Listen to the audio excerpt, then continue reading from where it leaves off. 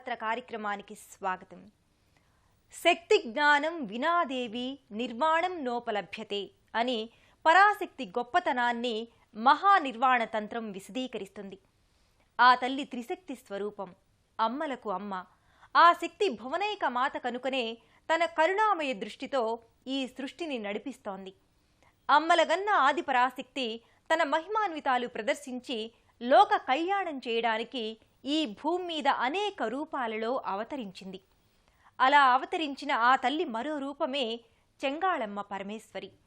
నెల్లూరు జిల్లా సూళ్లూరుపేటలో కొలువైన ఆ పరమేశ్వరి కోవెలను నేటి తీర్థయాత్రలో దర్శించుకుని తరిద్దాం.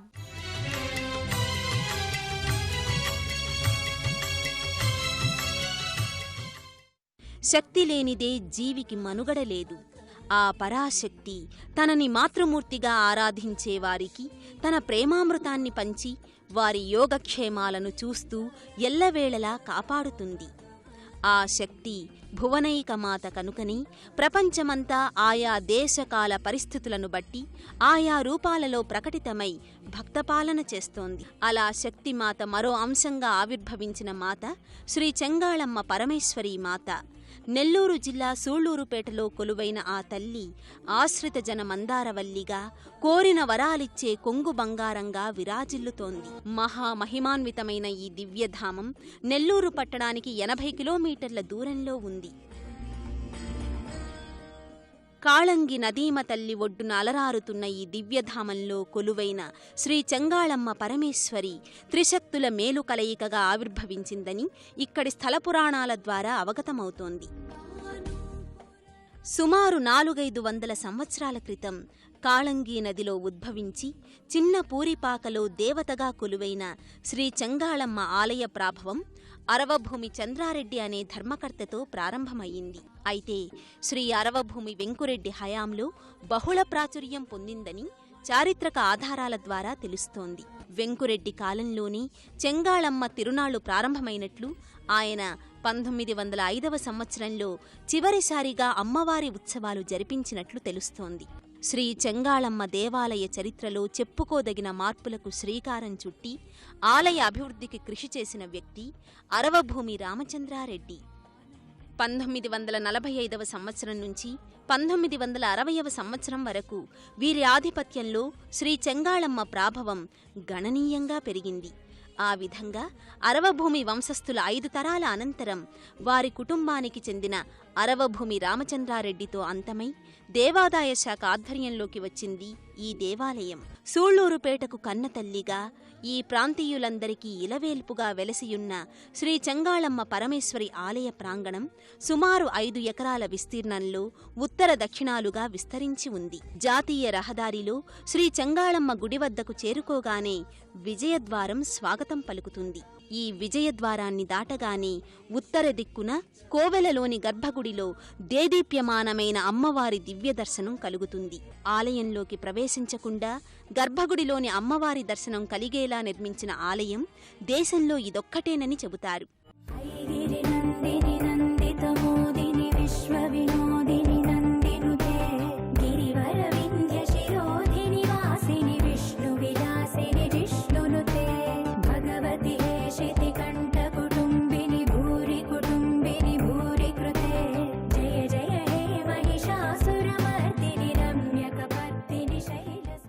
ప్రదక్షిణా మార్గంలోని అమ్మవారి గర్భగుడికి కుడివైపులో గణపతి ఆలయం ఉంది.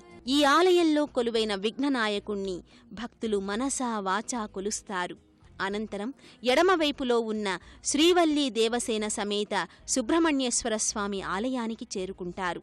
ఆలయంలో కొలువైన సుబ్రహ్మణ్యేశ్వర స్వామివారు ఇరు దేవేరులతో కలిసి నయన మనోహరంగా దర్శనమిస్తారు. ఆ స్వామిని దర్శించుకున్న భక్తులు అనంతరం స్నపన మండపానికి చేరుకుంటారు. ఇక్కడ అమ్మవారు కొలువై ఉండడానికి ఓ పురాణ గాథ ఒకటి ప్రచారంలో ఉంది. పూర్వం సూళ్లూరుపేటను శుభగిరి అని పిలిచేవారు. ఈ గ్రామానికి పడమరగా ప్రవహించే కాళంగి నది సమీపంలోని పచ్చిక బయళ్లలో పశువుల కాపర్లు పశువులను మేపుతారు. ఒకనాడు ఆహ్లాదకరమైన సాయం సంధ్యలో పశువుల కాపరులు కాళంగి నదిలో జలకాలాడుతుండగా ఓ సుడిగుండంలో ఇరుక్కుపోయాడట.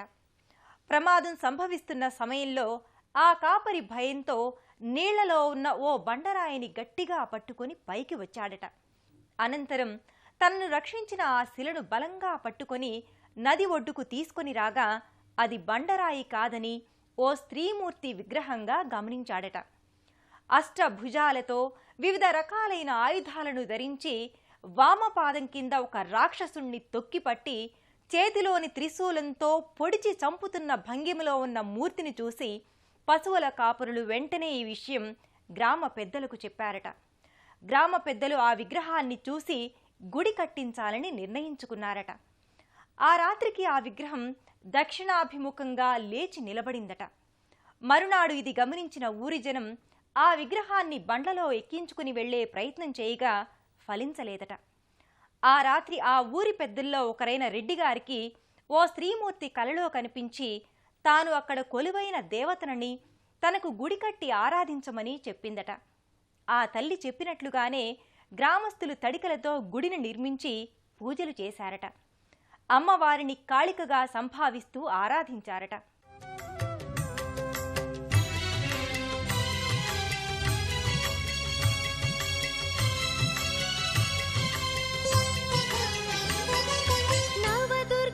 స్వరూపిణి నవనవలావణ్యగుని నవరాత్రుల పూజలని నవలోకింతును సదా. నవదుర్గా స్వరూపిణి నవనవలావణ్యగుని నవరాత్రుల పూజలని నవలోకింతును సదా. భక్తులు అనంతరం ఇదే ఆలయ ప్రాంగణంలో ఉన్న చెంగాళమ్మ వృక్షాన్ని దర్శిస్తారు. వివిధ దేవతామూర్తుల ముఖాకృతిలో ఉన్న ఈ వృక్షం అత్యంత మహిమాన్వితమైనది. అమ్మవారి ఆలయ ప్రాంగణంలో ఈశాన్య భాగాన భక్తులకు శ్రీ చెంగాళమ్మ వృక్షం కానవస్తుంది. మహిమాన్వితమైన ఈ దివ్య వృక్షాన్ని అమ్మవారికి ప్రతిరూపంగా భావిస్తారు. సంతానాభిలాషులైన మహిళలు ఈ వృక్షానికి చీరచెంగు చింపి ఊయల కడితే పిల్లలు పుడతారని ప్రగాఢంగా విశ్వసిస్తారు.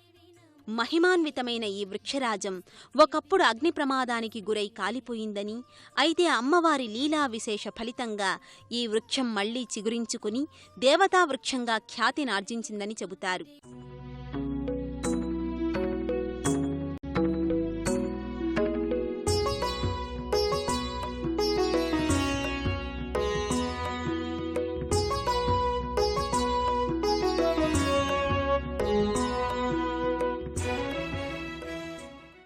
ఇదే ఆలయ ప్రాంగణంలో భక్తులకు మరోవైపున పుట్ట దర్శనమిస్తుంది.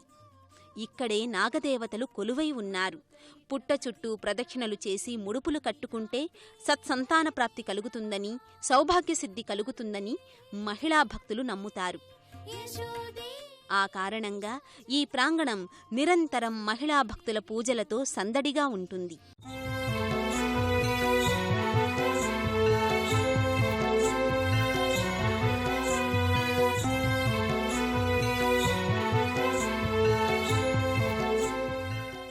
ఇక్కడకు సమీపంలోనే జంటనాగులు కూడా భక్తులకు కనిపిస్తాయి. ఇక్కడే కొలువై ఉన్న నవగ్రహాది దేవతలను దర్శించుకుని గ్రహపీడ నివారణార్థం భక్తితో ప్రదక్షిణలు నిర్వహిస్తారు.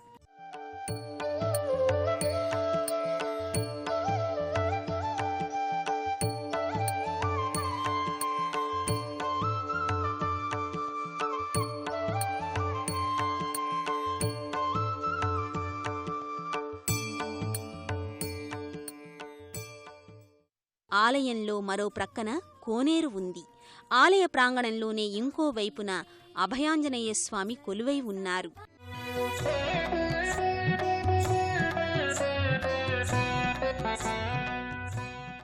శ్రీ చెంగాళమ్మ వారికి ఏటా చేసే తిరునాళ్లు శ్రీ చెంగాళమ్మ తిరునాళ్లుగా జాతరగా ప్రఖ్యాతిగాంచాయి.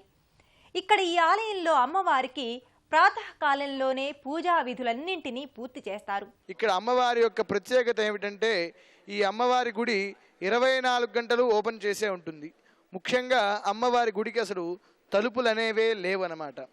ఈవిడ్ని ఇంతకుముందు దక్షిణ కాళి అని పిలుచుకుంటుండేవాడు. అమ్మవారు దక్షిణముఖంగా ఉంటుంది కాబట్టి ఈవని దక్షిణ కాళి అని పిలుచుతూ ఉండేవాళ్ళు. అది కాలక్రమేణా తమిళ్లో కూడా ఎక్కువగా మనకి తమిళనాడు నుంచి ఎక్కువ భక్తులు వస్తూ ఉంటారు.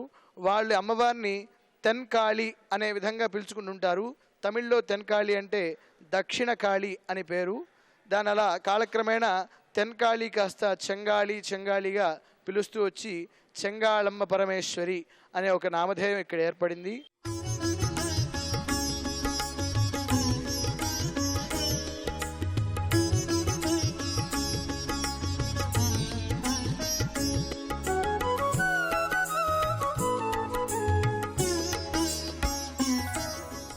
ఆలయంలో అమ్మవారి గర్భాలయానికి ముందు పోతురాజుస్వామి గుదిబండ కానవస్తుంది. ఇక్కడకు అతి సమీపంలోనే భక్తులు అమ్మవారికి కుంకుమ పూజలు నిర్వహించి కైమోడ్పులర్పిస్తారు. సుమనసవందిత సుందరి మాధవి చంద్ర సహోదరి హేమమయీ. శక్తిమాత శ్రీ చెంగాళమ్మ పరమేశ్వరి దర్శనం సర్వమంగళకరం, సర్వశుభకరం. భాషిణి వేదనుతే పంకజవాసిని దేవసుపూజిత. ఆది పరాశక్తికి మరో రూపం శ్రీ చెంగాళమ్మ పరమేశ్వరి. త్రిశక్తి మాతగా జగజ్జననిగా పూజలందుకుంటున్న శ్రీ చెంగాళమ్మ వారి కరుణా కటాక్ష వీక్షణాలు అందరి మీద ఉండాలని కోరుకుంటూ మరో తీర్థయాత్రలో మళ్ళీ కలుసుకుందాం.